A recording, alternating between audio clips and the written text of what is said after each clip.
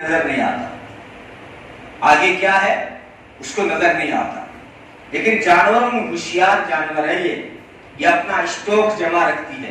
مخلوقات میں صرف دو مخلوق ایسی ہیں جو اپنے آگے کی فکر کرتے ہیں، باقی کل کی کوئی فکر نہیں کرتا. کل کہاں سے کھانا ہے ہاتھی فکر نہیں کرتا، کل کہاں سے آئے گا چارہ بھینس کبھی فکر نہیں کرتا. دو مخلوق ہیں، ایک انسان ایک چونٹی.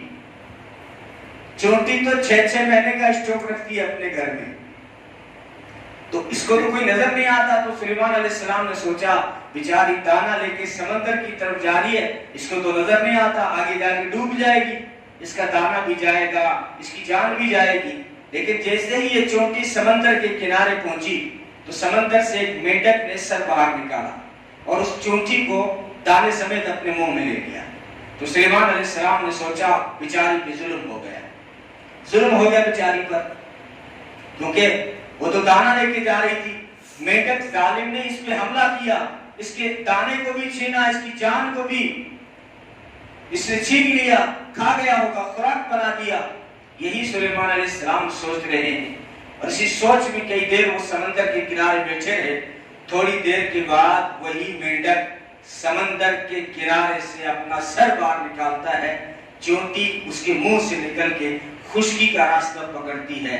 اب سلیمان علیہ السلام کو اللہ نے معجزے دیے تھے کہ وہ پرندوں سے بھی بات کر لیتے تھے، وہ چونٹی سے بھی بات کر لیتے تھے. اب چونٹی سے بات کی ہے. سلیمان علیہ السلام نے حدیثوں میں آتا ہے پوچھا، ارے چونٹی اس میڈک نے تجھ پہ ظلم کر دیا، تیرا دانا چھین لیا اس نے. تو چونٹی کہنے لگی اللہ کے پیغمبر اس میڈک نے مجھ پہ ظلم نہیں کیا، میڈک بھیا میرا وفادار ہے.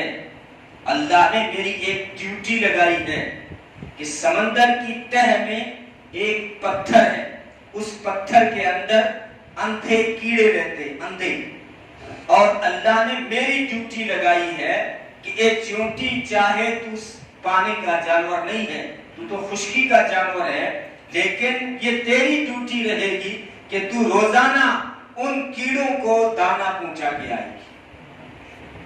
یہ چونٹی تیری ذمہ داری.